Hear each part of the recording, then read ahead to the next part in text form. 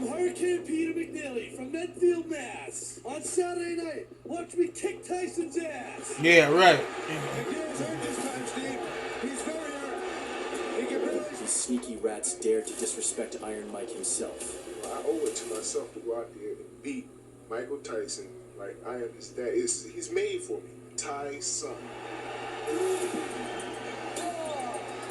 And now we will witness the public execution of the scoundrels who, with their filthy words and devious actions, incited Mike Tyson's wrath and paid the price. This is Boxing Space. Here we go. The first rat in Tyson's path was the most controversial figure of the golden era of boxing, the Polish fighter Andrew Golota. Golota booked himself a star on the Walk of Shame for his nastiness. How about the headbutt? Confusing boxing with billiards, knocking opponents in the balls. Oh! Oh! Right in the twins' playpen. That is rugged. Hit the man. Know about that. Hit the man right in the tool bag. Rough with it. That'll slow down a giant. That was rough. Get that back, cause yeah, right in the tool bag. Knocking opponents in the balls. Oh!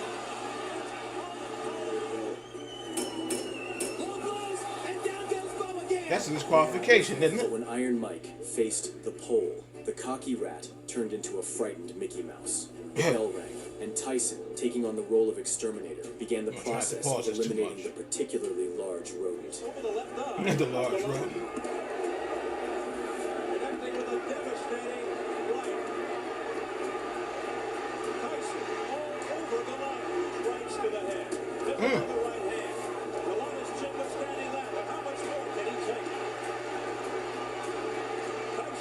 Golota's pathetic defense couldn't help him, so in his usual manner, he switched to dirty boxing, resorting to wrestling techniques. But Tyson didn't put up with such rat acts and sent the pole's dirty ass to the canvas. He said, "Oh, dirty ass to the canvas." Oh!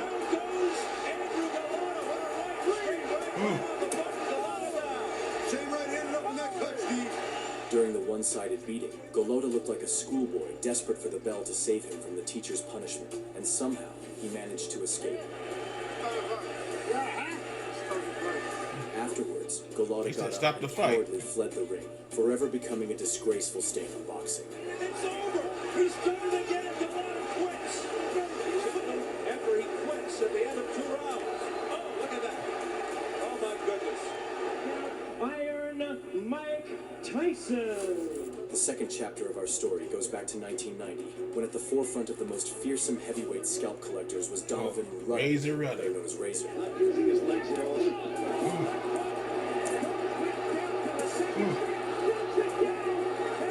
But one day, the fearsome star of the ring showed his dark side. After the bell, he treacherously sent his opponent on a date with Morpheus. Oh, that was dirty. That was dirty there. Next, with a sense of complete impunity, as he continued to climb the peak of the boxing Olympus, he arrogantly decided that he would easily dethrone Mike Tyson. And so, in 1991, the Titans of the ring clashed in a fierce battle. From the very beginning, Razor shocked everyone, using his blades to tear into the legendary opponent.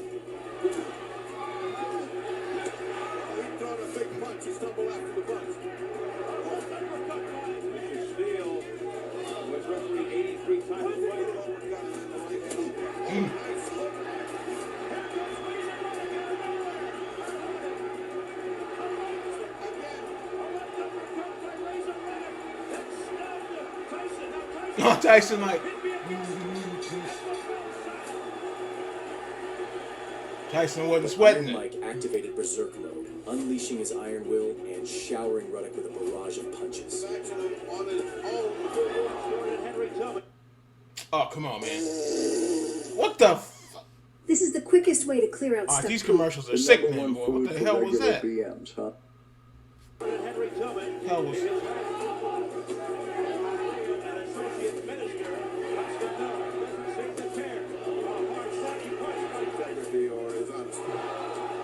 There you go.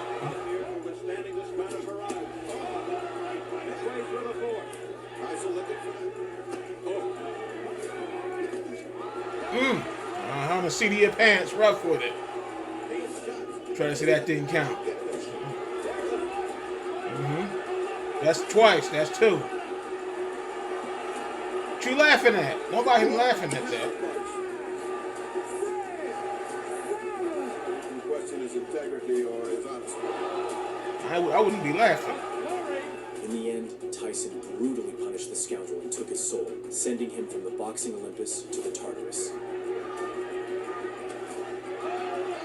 Alright. That's good for you. Not lay him on the rope. 3, 4, 5. So hit him with 5 or 6 punches to the head. Mighty Mike Tyson. In February Mighty 1989, a British Iron showboater Mike. appeared on Tyson's Frank horizon Bruno. who could literally be called a dildo builder. What? This man is built, but that don't mean anything. Frank Bruno is a dumb jock who allowed himself to insult and humiliate Mike in public. But I want to knock him out so good into Don Kenton things like I'm wiping off the mat because he's bad for boxing and his people are bad for boxing. I see myself knocking out Mike Tyson spectacularly, knocking him out. No way he's going to beat me. No way. Tyson, filled with rage, eagerly awaited the day when his foot would finally set foot in Sin City, so he could personally beat every ounce of rat-like filth out of Bruno with his own hands. 27 pounds heavier, almost 4 inches taller. From the very beginning of the fight, Tyson decided to remind everyone of his title as the baddest man on the planet. If you make a mistake early, you can't fix it, Jim. It was never great to begin with. A left hook by Tyson. But Bruno's way, Tyson's people wanted to bob and roll, be less of a target attack. And only after that did the dumb jock realize that he was face to face with a real predator who would tear his rat carcass apart right then. And anytime. Alright, I mean to stop it. The commentator, he's something serious. Give that man 6,000 silver dollars. He said he would tear his rat carcass apart. That was the roughest thing you heard in a long ass time. He said he'll tear his rat carcass. I gotta get that back. That was a good one. And only after that did the dumb jock realize that he was face to face with a real predator who would tear his rat carcass apart right then and there. Damn right. And anytime. Oh, here comes Tyson. Tyson with a combination. Oh, a left hook by Mike Tyson. Flush on the face. And Frank Bruno. Another left. And You better tie him up. He's gonna knock you out. Decided to resort to an unworthy tactic and turn the fight into a cuddle party. put any efforts to a punch, and if you just worry about holding it. Bruno's gonna get hit on that, knocked on that floor. Your nerves and jitters, you may be settling in. Tyson looking to go back to work. This cocky man only added fuel to Mike's raging fire, and in the next moment, the enraged Tyson plunged the scoundrel's consciousness into darkness. Bruno expected. He said he's not looking for the Tyson to walk Brazilian backwards. Here's a combination uppercut. That uppercut. Oh, feet is behind him to the ropes. That's it. Thus, Mike made him humble forever.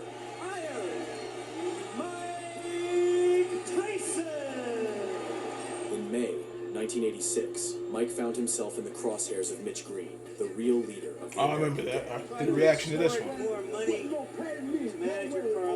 He publicly threatened Mike Tyson, claiming he was ready to easily destroy the ring legend. Tyson, you know it. You hit me, I'm gonna kill you. I'm gonna kill you. My name is Lazarus Green. It's a sign, it's an omen. Michelle, you Tyson, your mind.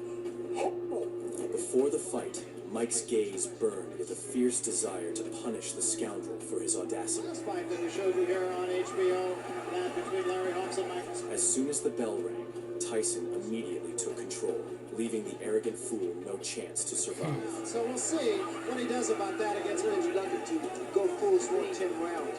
I had that same experience when I fought my first 10 round opponent. And again, Mike Tyson bolting out of his corner right on top. To Tyson, because Tyson's going straight ahead. He's coming straight ahead. The easier to tie a fight up is to at least clear your head, or either to threaten Customano with his career period. About the head. Eager to fully punish the scumbag, Mike decided to slowly and painfully beat the crap out of him, turning the ring into a true torture chamber. If he learned in talking to some of the people he fought. Look at the Oh, Mike messing with it. How about that?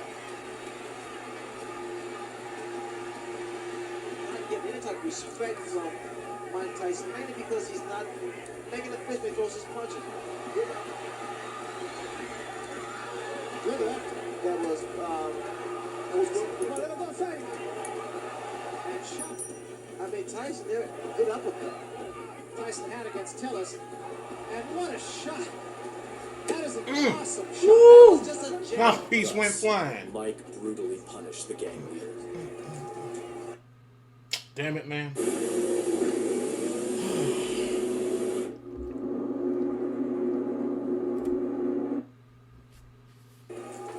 Here again. Oh, what a left hand.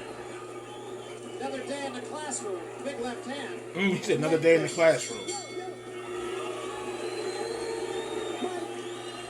Guy was getting a beating. I didn't want to knock him out or anything. I wanted to put a lot of pressure on him and make him side himself with it and give up or not. He wouldn't get knocked out. If you get hit on the chin, he can't see the punch and he would say, oh, I didn't see the punch, I got knocked out. But 2 years later, Mitch decided to arrange an unofficial rematch, which took place right on the street. The gang leader showed up to face Tyson, determined to answer for his words. But Tyson, with a single punch, added a splash of red to Green's face.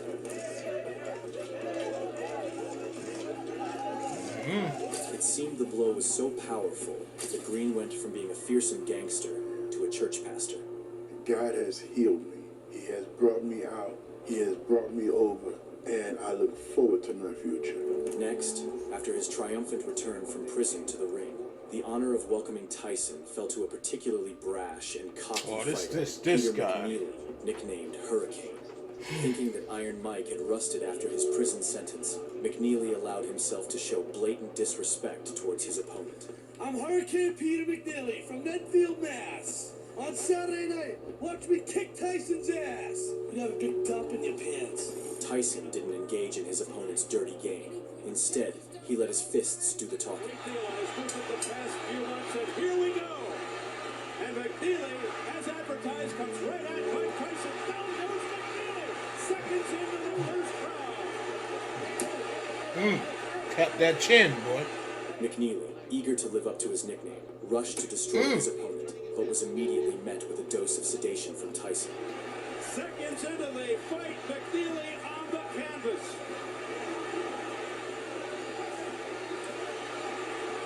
1 minute gone by. McNeely's already been down. I'll tell you what, Steve.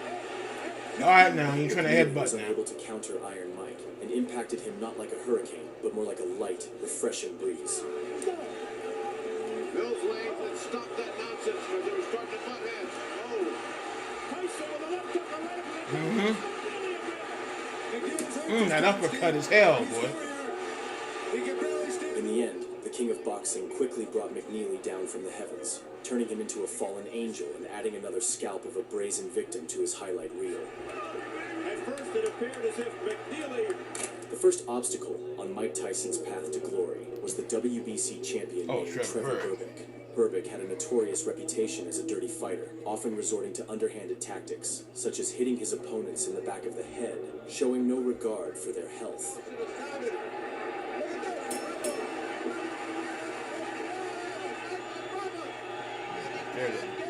Moreover, he was known for sending Muhammad Ali into retirement, inflicting significant damage on the health of the greatest.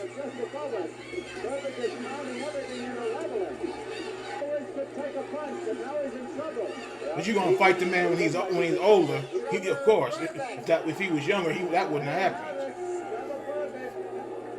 These reasons were more than enough for 20-year-old Mike to mercilessly tear Berbick apart in the ring. Easier said than done, but if he can, then he can be in the hunt. It's no surprise that the fight was called Judgment Day, as from the very start, Mike began delivering retribution with his fists, punishing Berbick. Big right hand. Tyson's punches even sound good. The return of Berbick, we should point out, has been down twice. There's another big shot by Tyson. He can't handle it. Down he goes. That's right. Punches are coming in such a Right in the ear. But Berbick, attempting to show that his opponent's punches were harmless, allowed himself to taunt the baddest man on the planet, effectively signing his own death sentence.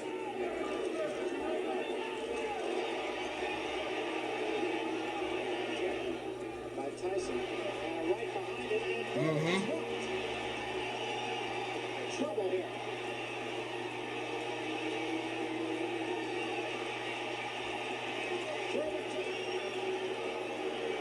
But in the end, Tyson mercilessly punished the impudent fool for all his sins, causing Berbick to lose his sense of direction in the ring and making Tyson the youngest champion in the history of the heavyweight division.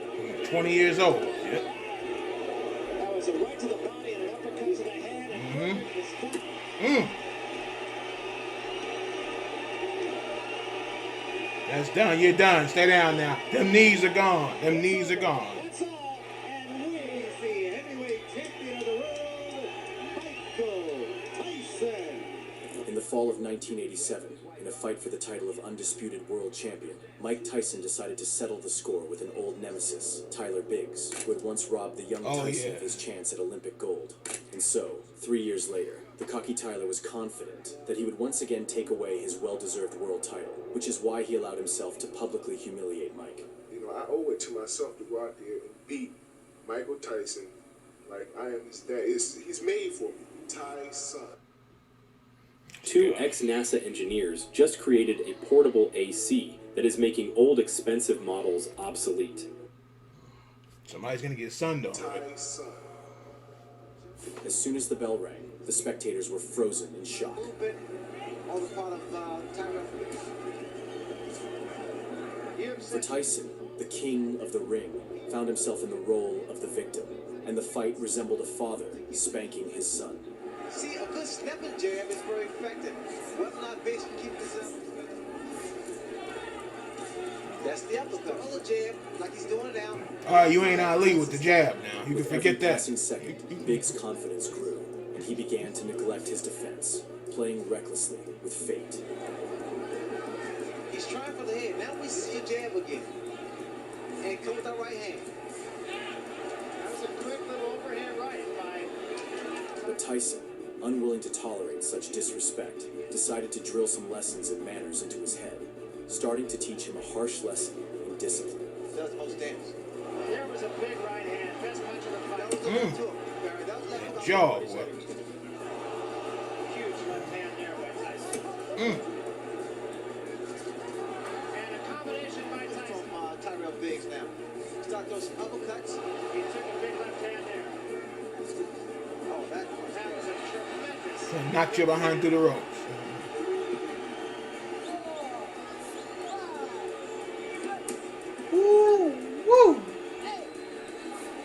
And from there, Iron Mike relentlessly pummeled the arrogant upstart until he was sent to meet Morpheus. This is it. He is gone right now. He has no length. And 10 seconds to go in a round. There's a left hand. He's down again. That's it now. It's all over. And it wasn't even close. And world heavyweight champion of the world, Mike Tyson. The final stop in our story was July 1987. Carl Williams, eager to make a name for himself, confidently proclaimed that he was superior to Tyson in every aspect. However, he failed to acknowledge that 17-year-old Mike was just starting his ascent in boxing, while 23-year-old Carl already had 11 professional fights. And the very next day, I came in the gym with a different attitude towards him. I went into the ring and I busted him up. But just 6 years later, that young guy had already claimed the title of undisputed world champion. Man had 3 And belts. so, in 1989, the time for retribution had arrived. He'll straight across here, Tyson. That's a certainty. From the very beginning, Carl tried to keep the beast at a distance. Was it a start from Williams? Carl would feel the safer for him if he would back off and have a look at Tyson. But Tyson only needed one punch. He hasn't done that tonight. I wonder if that's a change of plan. What a left hook. Well, That hook, it boy. wasn't Collagen. In fact, it looks like Carl Knocked you on the seat of your pants. Rough with it. Is he going to count him out or let him go on? And that's how Tyson got revenge on his offender. Iron Mike Tyson. Friends, today we've shared the list of madmen who dared to disrespect Mike Tyson and paid a heavy price for it.